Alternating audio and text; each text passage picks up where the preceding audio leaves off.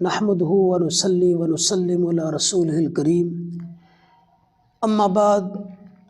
وہ تمام احباب کہ جنہیں استخارے سے متعلق پریشانی لاحق ہوتی ہے کہ کسی بھی کام کے لیے ہم استخارہ کریں جو سب سے آسان ہو، جو کرتے ہوئے آسانی سے ہمیں سمجھ آ جائے کہ استخارہ کس جانب ہمیں اشارہ کر رہا ہے، تو اکثر و بیشتر ایسے استخارے ہوتے ہیں کہ جس میں بڑی مشقت ہوتی ہے، پھر خواب کی صورت ہوتی ہے، خواب میں یہ چیز نظر آئی تو اس کا اشارہ یوں سمجھا جائے گا، اس کا مطلب یہ ہوگا، تو کافی پریشانی لاحق ہوتی ہے۔ تو آج آپ کے سامنے انشاءاللہ العزیز میں ایک زبردست خوبصورت بہت اچھا استخارہ بیان کرنے جا رہا ہوں۔ اس استخارے کی جتنی بھی تعریف کی جائے کم ہے۔ میں نے اپنی زندگی میں اس کو 12 مرتبہ آزمایا ہے، اور جن خواتین و حضرات کو، احباب کو، محبت کرنے والوں کو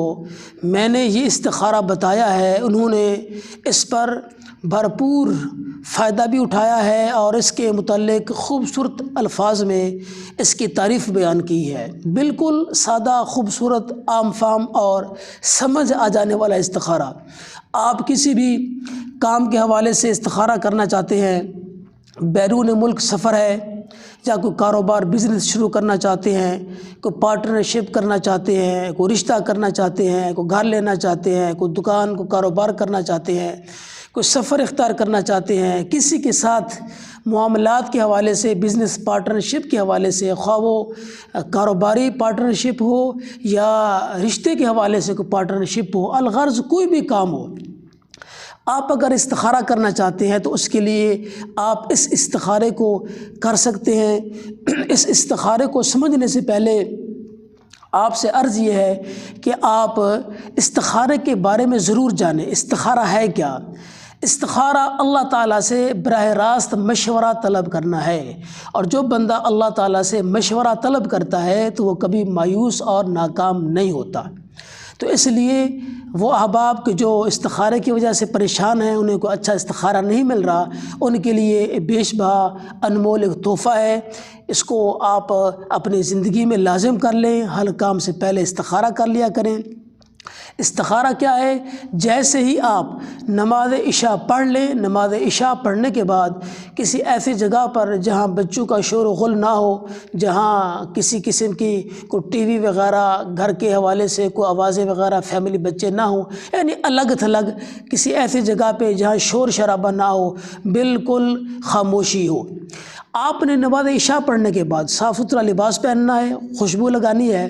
4 رکعت نماز صلاۃ الاستخارہ، اللہ اکبر کہتے ہوئے ہاتھ باندھ لینے ہیں، ثنا پڑھنی ہے، تعوذ تسمیہ کے بعد سورہ فاتحہ جب آپ نے تلاوت کرنی ہے تو اہدنا الصراط المستقیم، جب اس آیت پر پہنچنا ہے تو تکرار کرنا ہے، اس کو بار بار پڑھنا ہے، ریپیٹ کرنا ہے، اس سے آگے نہیں جانا۔ کم از کم 100 مرتبہ، 125 مرتبہ اہدنا الصراط المستقیم اس آیہ مقدسہ کو آپ نے پڑھنا ہے۔ قیام کی صورت میں ہاتھ بندھے ہوئے ہیں، اللہ کے حضور آنکھیں بند ہیں، اور جس کام کے لیے آپ استخارہ کر رہے ہیں اس کام کو ذہن میں رکھنا ہے کہ یا اللہ،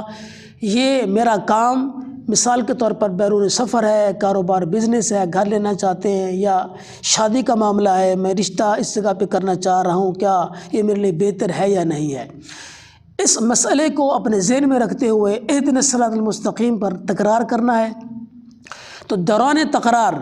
آپ کا چہرہ یا دائیں طرف ہو جائے گا، جیسے ہم نماز میں سلام پھیرتے ہیں، یا بائیں طرف ہو جائے گا۔ جیسے ہی دائیں طرف ہو تو پڑھنا بند کر دیں۔ جب مکمل طور پر بائیں طرف سے واپس سیدھے طرف آپ کا چہرہ قبلہ کی طرف آ جائے گا تو تب آپ نے اگلی آیات بینات کو پڑھنا ہے، 7 سورت ملا کے رکعت کو مکمل کریں گے۔ اگر پہلی رکعت میں یہ ہو جاتا ہے تو پھر دوسری میں کرنے کی ضرورت نہیں ہے، پھر 2 رکعتیں مکمل کر کے سلام پھیر کے اللہ کے حضور دعا کر لیجئے۔ اور اگر پہلی رکعت میں آپ 100 مرتبہ تکرار کرتے ہیں اہدنا الصراط المستقیم پر، آپ کا چہرہ دائیں یا بائیں، رائٹ یا لیفٹ نہیں ہوتا، تو اس کا مطلب یہ ہے کہ اس کو پھر آپ دوسری رکعت میں کیجئے۔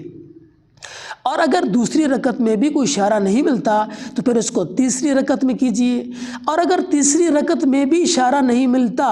تو پھر چوتھی رکعت میں اس آیت پر تکرار کیجئے، اور اگر چوتھی رکعت میں بھی استخارے میں اس کا اشارہ نہیں ملتا تو پھر اس کو دوسری شب پر ملتوی کر دیجئے،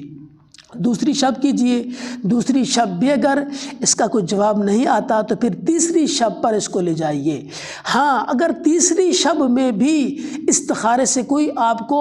جواب نہیں ملتا، اشارہ نہیں ملتا، تو پھر اس کام کو فی الحال آپ ملتوی کر لیجئے، یا اللہ کی طرف سے آپ کے حق میں ابھی یہ بہتر نہیں ہے۔ اللہ کریم آپ کا حامی و ناصر ہو، آمین، جزاک اللہ۔